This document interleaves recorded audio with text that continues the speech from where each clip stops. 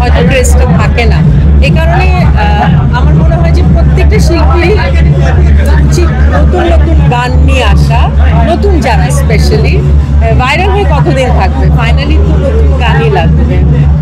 পিয়াল খুব সুন্দর আয়োজন করেছে, আমি একটা ছোট্ট অ্যাওয়ার্ড পেয়েছি, আমার খুব ভালো লাগছে।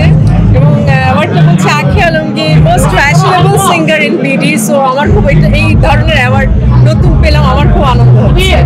এই ধরনের আয়োজনে কি প্রথম আসা না আরো এসেছি, বাট আজকে খুব গ্র্যান্ড আয়োজন, খুব ভালো লাগছে।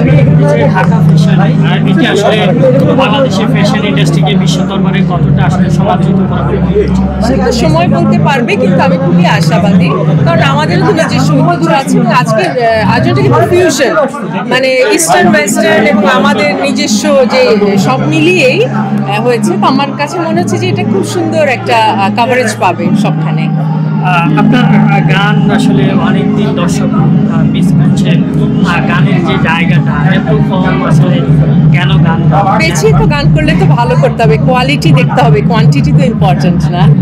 আমরা অনেকে দেখছি আসলে গানের জগতে যারা আসছেন তারা কি ইউটিউব, ফেসবুক অনেক মাধ্যম পেয়ে গেছে, তারা রাতারাতি ভাইরাল হওয়ার চেষ্টা করে।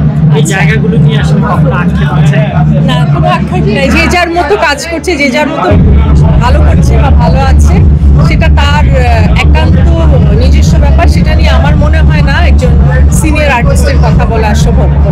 বর্তমান জেনারেশন না, ফুল জেনারেশন এখন স্টেজ শো নির্ভর, এটা কিছু বলার নেই। এটা অবশ্যই আসার কথা না, ভালো কথা না, কিন্তু যেহেতু অ্যালবামের মাধ্যম ছোট হয়ে গিয়েছে, এই কারণে এখন বেশিরভাগ শিল্পীকেই স্টেজের উপরে অনেকটাই নির্ভর করতে হচ্ছে। এই কারণে আপনি যে প্রশ্নটা আগে করলেন যে যারা নিজস্ব ইউটিউব চ্যানেল থেকে গান করে কিছু আর্ন করার চেষ্টা করছে, সেটাকে আমি খারাপ চোখে দেখছি না। সার্ভাইভ তো করতে হবে না, নতুনদের সার্ভাইভ। বর্তমান সময়ে আপনার কাছে যদি একটু জানতে চাই যে সোশ্যাল মাধ্যম বা ইউটিউব, ফেসবুক অনেকগুলো গ্লোবাল ভিলেজ বলা হয়, এই মাধ্যমে কাজ করে আসলে জীবিকা নির্বাহ করা সম্ভব, বা সেক্টর নিয়ে কাজ করা সম্ভব? কারো পক্ষে সম্ভব, কারো